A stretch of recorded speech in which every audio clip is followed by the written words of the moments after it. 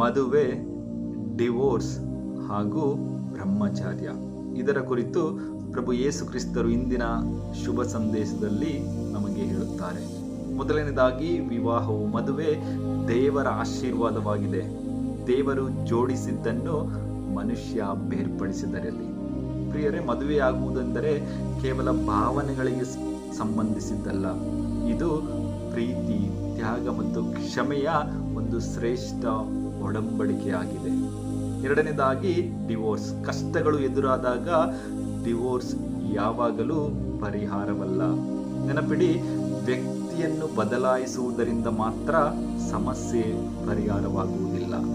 ಅದೇ ನಮ್ಮ ಅಹಂಕಾರ ಮತ್ತು ಕ್ಷಮಿಸದ ಆ ಒಂದು ಗುಣಗಳನ್ನು ಮತ್ತೊಂದು ಸಂಬಂಧಕ್ಕೆ ಕೊಂಡೊಯ್ದರೆ ಅದೇ ಸಮಸ್ಯೆಗಳನ್ನು ನಾವು ಮತ್ತೆ ಎದುರಿಸಬೇಕಾಗಬಹುದು. ಕೆಲವೊಮ್ಮೆ ಮೊದಲು ಬದಲಾಗಬೇಕಾಗಿರುವುದು ನಮ್ಮ ಗಂಡ ಅಥವಾ ಹೆಂಡತಿಯಲ್ಲ, ಬದಲಾಗಿ ನಮ್ಮ ಸ್ವಂತ ಹೃದಯವೇ ಆಗಿದೆ.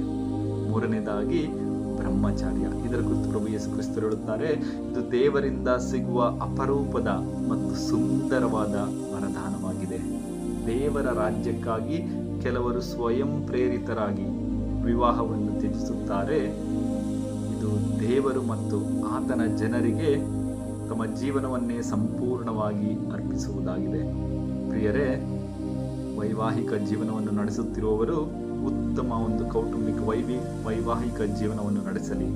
ಹಾಗೂ ಈ ಡಿವೋರ್ಸ್, ವಿವಾಹ ವಿಚ್ಛೇದನೆಯ ಆ ಒಂದು ಕಷ್ಟದಲ್ಲಿ ನರಳುತ್ತಿರುವವರು ದೇವರ ಪ್ರೀತಿಯನ್ನು ಪಡೆದು ಮತ್ತೆ ಒಂದುಗೂಡಲಿ ಎಂದು ಪ್ರಾರ್ಥಿಸೋಣ. ಹಾಗೂ ನಮ್ಮ ಮಕ್ಕಳು ಈ ಬ್ರಹ್ಮಚಾರ್ಯ ಉತ್ತಮ ಗುರುಗಳಾಗಿ, ಸಿಸ್ಟರ್ಸ್ಗಳಾಗಿ ದೇವರ ಸೇವೆಯನ್ನು ಮಾಡಲಿ ಎಂದು ನಾವು ವಿಶೇಷವಾಗಿ ಪ್ರಾರ್ಥಿಸೋಣ. ಆಮೆನ್.